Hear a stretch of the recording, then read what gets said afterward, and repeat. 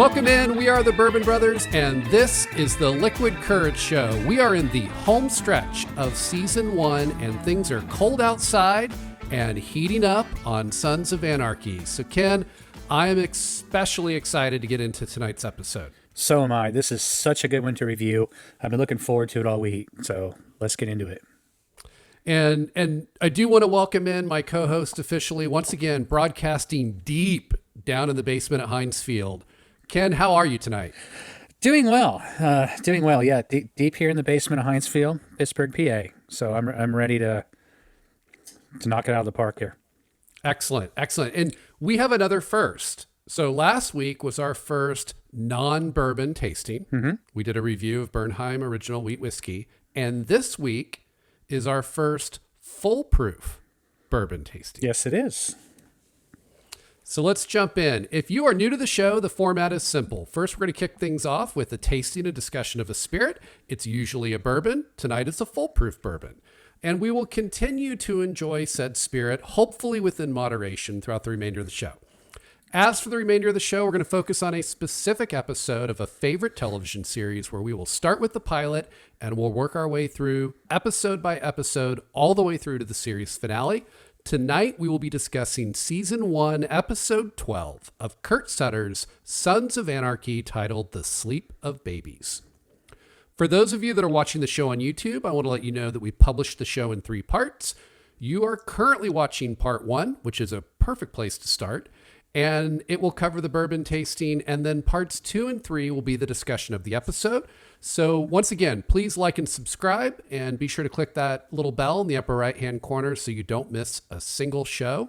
Also, we always like to remind you, if you don't want to look at our ugly mugs, or you want to be able to listen in the car, you can subscribe to the podcast version of the show, and you'll find that at iTunes, Stitcher, iHeartRadio, Spotify, Pandora, where all finer podcasts are bought and sold or available for free.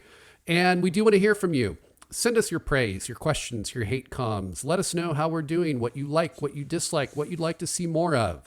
You can leave your comments in the comment section below, or you can email your questions to us at ask@bourbonbros, that's BROS.TV. And if your question doesn't suck, we might even answer it on a future show. And with all of that housekeeping out of the way, Ken, what is the full-proof bourbon we will be drinking tonight? All right. Well, drum roll, please. We're going with the 1792 full proof. All right. Kentucky straight bourbon whiskey. Fantastic. Now, we have already reviewed the 1792 small batch. We have. And now we're going to take a swing at the full proof. Now, Ken, the small batch, frankly, kicked your ass the first time around. It did. It did. There was an injury involved. There's some things I don't remember about that, the way that wrapped up. So we're going to try and pace ourselves tonight and go easy and just appreciate the flavor of the full proof. Now, a full proof is similar to, but not exactly the same as cask strength. It is definitely a higher proof bourbon. And there's a couple of things that we have done to prepare for tonight's tasting that you may or may not be aware of. The first thing is we have been letting our bourbon rest. That's why Ken is not cracking a fresh bottle tonight. We actually poured this bourbon 30 to 40 minutes ago. Yeah, sounds about right. 45 for me. And particularly with a higher proof, or in this case, a full proof bourbon that has a much higher alcohol content, letting it rest and it allows some of that alcohol vapor to come off and will open up more of the flavor. And so if you've had full proof or cask strength bourbons before and it tasted like gasoline because all you got was the alcohol, definitely go back and try letting it rest for 30 minutes and trying it again. Because it definitely gets better with a little bit of resting. And then the second thing is, not always, but in many cases, a little bit of water goes a long way with a full proof or a cask strength bourbon.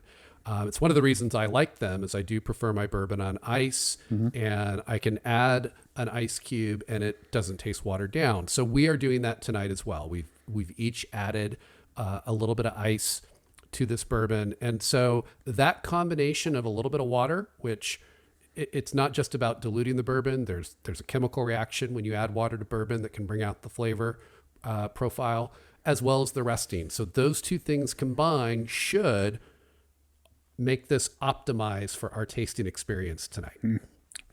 So for those of you that want to partake or maybe are new to the full proof or cask strength bourbons, those are the two tips. Let it rest. Try adding a few drops of water and ice cube.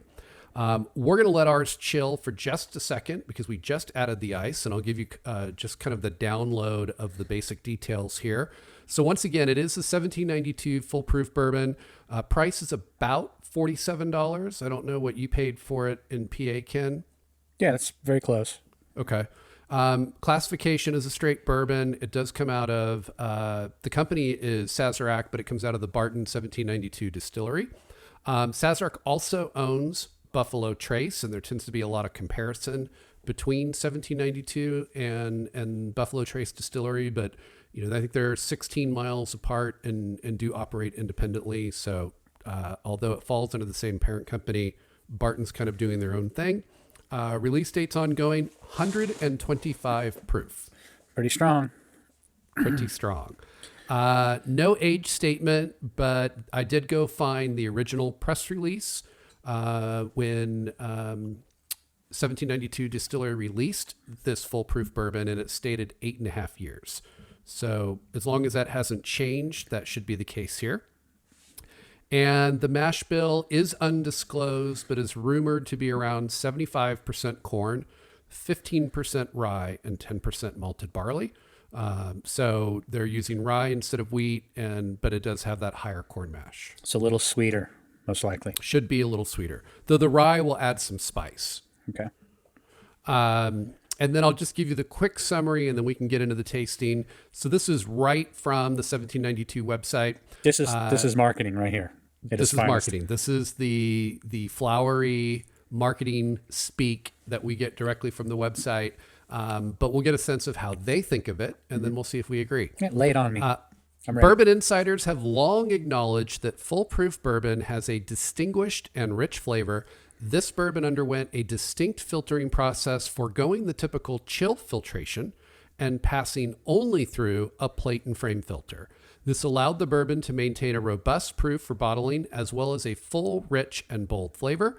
Bottled at its original 125 barrel entry proof, just as it was years ago when the barrels were first filled, 1792 full proof bourbon is exceptionally distinct. Wow. How can you argue? How can you argue with that? You had me at chilled filtration, actually. Which they don't do. They They're don't do forgoing that. Oh, yeah, okay. Yeah, they're forgoing the I see. typical chill Okay. filtration, and they're only doing plate and frame. Okay. So I do have a few additional fun facts to share, but we'll do that after we start enjoying it. And again, just if you haven't seen our original review of 1792, I kind of cover everything about the distillery in that video and podcast. I don't want to rehash that information. So if you want to know more about 1792, or you're curious about knowing our review on their small batch bourbon, do go and revisit that. I'm going to focus tonight specifically on the full proof variety. Okay. All right. So are we ready to lift a glass, Ken? Yeah. I'm ready. All right. I have my new Bourbon Brothers glass ready to go here. There it is. Cheers. Cheers.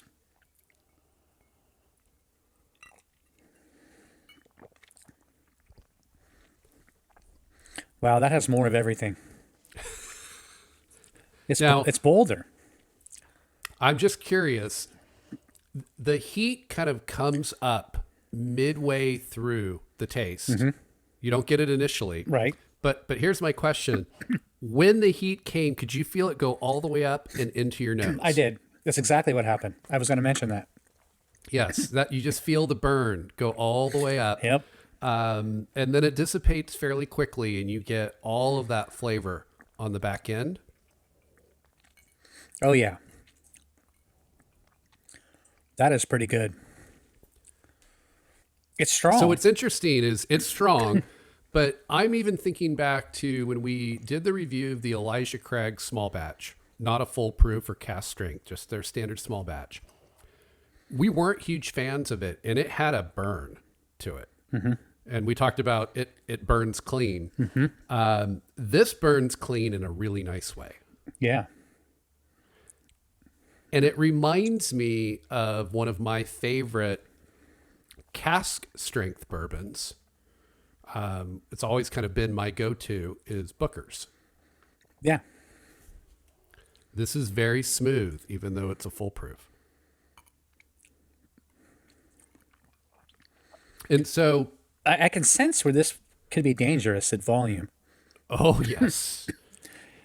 And what was interesting to me, Ken, is when I was doing some of the research and I was reminded about, particularly with this bourbon, I think more than a lot of other full proof or cast strength, they really emphasize how important it is to let it rest. Which I don't always do with my, sometimes you just want to be able to have a drink and you just jump right into it.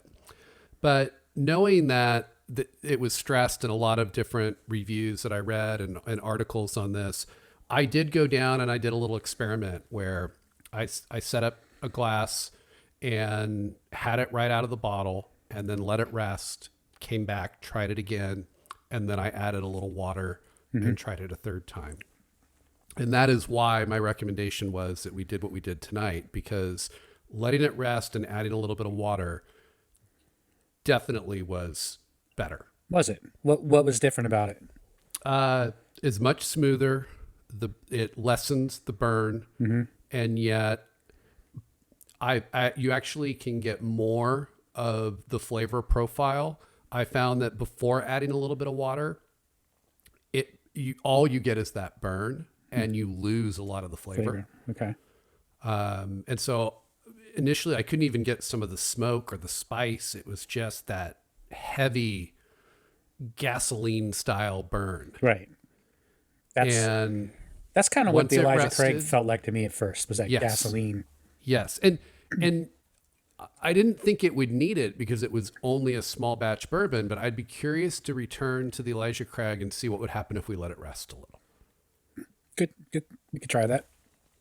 But I will say, a few drops of water, in our case, an ice.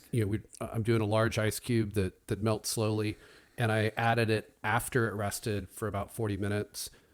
This is quite good. Yeah, it is good. That was not my first impression when I tried it right out of the bottle. So you did try it out of the bottle. Interesting. I did not. So my recommendation to you is, now that you've experienced this, tomorrow or in a day or two, just take a little nip right out of the bottle and it will be a different experience, my friend. Okay. I'll give it a shot. Now, the full proof again, the term full proof, that is because this is the first right out of the barrels, right? Before anything is done to cut it down or anything to age it further. So there's kind of two combinations. There's what they call cask strength and then full proof.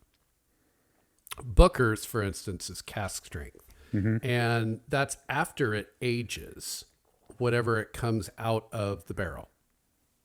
And you'll sometimes hear referred to it as barrel proof. Yeah. And that's where you'll see it vary. Like, I think one of the Bookers we had was like 116.3, and then the next one you get is like 122, and that's because it depends on how much evaporation in that specific barrel. So, because it's going in at 125, but then there's some level of evaporation, and so the proof can go down. Full proof, they're bringing that back up to 125. Okay. So it's that maximum proof for a bourbon. Versus your barrel or cask strength, where it's going to be some variation based on the amount of evaporation. Gotcha. Good explanation. All right. Should we hit the mailbag before we move into the episode? Yeah, let's do it. So on our YouTube channel, we had this is more of a comment versus a question, but I thought it was worth discussing. There's another YouTube channel called Bourbon of the Week, and they left us a comment on our channel regarding our review of Eagle Rare. And I thought the comment was interesting, and it expressed a sentiment that I had shared, which was, if you remember the Eagle Rare bottle, and if you have it behind you and it's easily reachable, you might even want to grab it. But we've talked about the fact that Eagle Rare is a 10-year bourbon. Mm-hmm.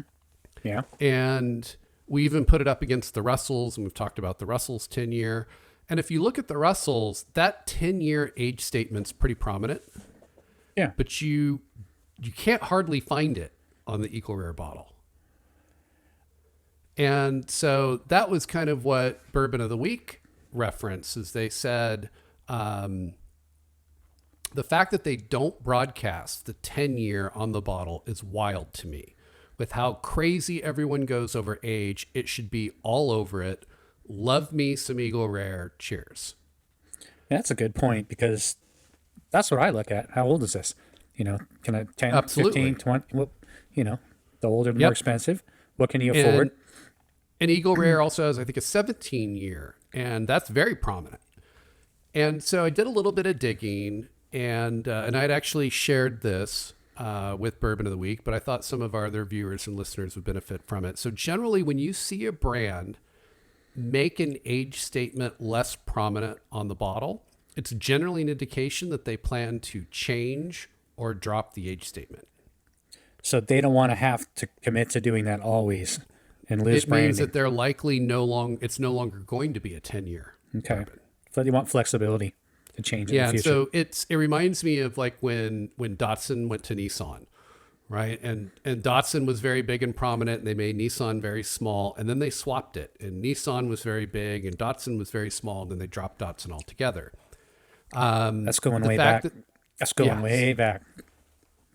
So the fact that you have to look for the 10-year age statement could be an indication that they may not necessarily be aging at 10 years in the future. They may go to 8.5, 7, and that could just be from demand. They don't want to have to wait 10 years to get it bottled and into production. And word on the street is Buffalo Trace Distillery, who produces Eagle Rare, has committed to keeping the 10-year age statement through 2024. Okay. But the fact that they only committed through 2024 is another indication that they're at least considering a change, or you'd commit indefinitely or longer. Yeah. So the fact that they haven't committed past 2024, to me, is another indication that they're considering a change. And so for all 4 of our fans that watch or listen to this show, that may or may not be an indication that you should go and set a few extra bottles aside before 2024. We had 4. I thought we were up to 10. We Maybe might 11? be up to 10 now. But, this is why it pays to listen to the Liquid Courage Show. You heard it here first. Go get some Eagle Rare 10-year, lay those bottles down, because it may not be 10-year bourbon after the next couple of years. Well, I couldn't find, I think I wiped my bottle out last time. I couldn't find any on the shelf here, so I need to pick up another bottle myself. Oh, you're right. I think when we did the comparison, you poured your last drop. That was it. So there you go, Ken. You've got a finite couple of years to go out and get your 10-year bourbon. I'll make it happen. All right. And then Ben S. asked, and this is an interesting question. I know, Ken, you and I have talked about this quite a bit offline. So it'll be interesting to have this conversation now on the show. But Ben S. asked, did you know that the guys that played Juice and Tig are also doing a Sons of Anarchy podcast? Mm-hmm. Yes, we do. And I've been listening to both shows, and they're great, but I'm liking yours better because you go in order. Keep up the good work. Oh, Ben.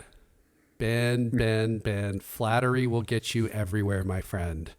Ken, that's probably the highest praise we will ever get. Yeah, I'd agree. I think we've peaked, and it's all downhill from here.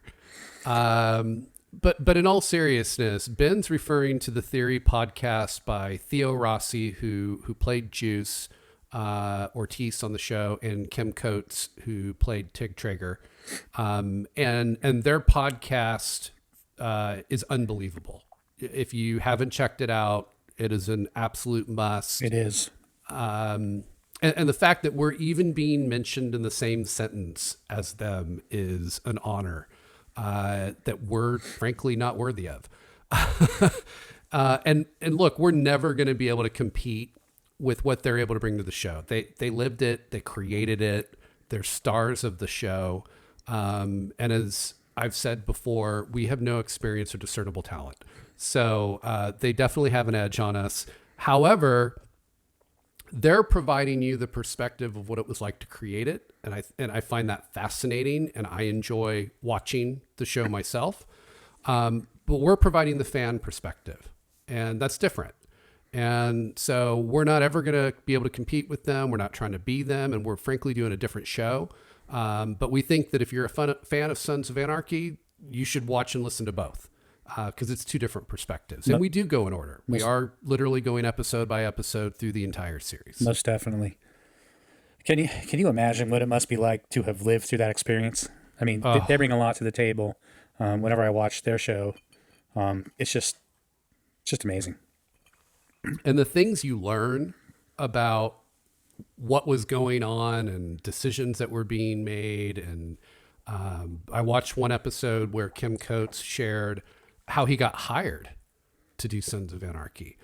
And it was unbelievable. He literally got hired the day before they started shooting. It's fascinating show. And look, I'm huge fans of both Theo and Kim. They seem to be great people.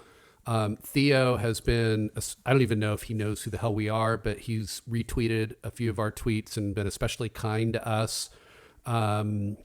And so we're huge fans of theirs and can't recommend them enough. All right, Ken, that's going to do it for part one. Next, we're going to get into our discussion of Sons of Anarchy. And we'll be getting into season 1, episode 12, titled The Sleep of Babies. Ken, there's only one more after this, and we wrap up season 1. Can you believe it? Can't believe we're already here. Remember to like and subscribe. Do check out our channel for more shows. But most importantly, grab whatever it is you're drinking, top off your glass, and then come on back and join us for part 2. It's all coming up next on the Liquid Courage Show. Stay with us.